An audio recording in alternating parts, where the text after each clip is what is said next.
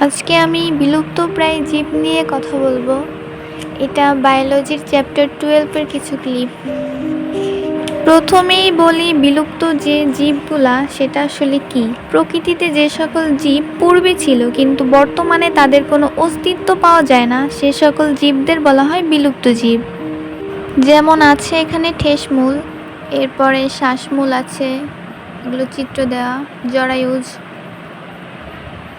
সুন্দরী গাছ ছবি দেওয়া আছে সবগুলোরই, গোলপাতা, গোলপাতা শুধু নামই, তালিপাম, মল্লিকা ঝাজি,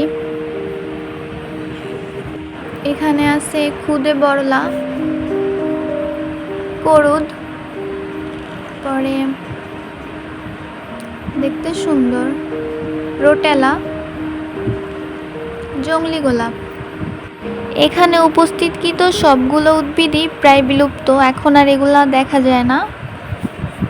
বিলুপ্তির পেছনে অনেক ইতিহাস আছে।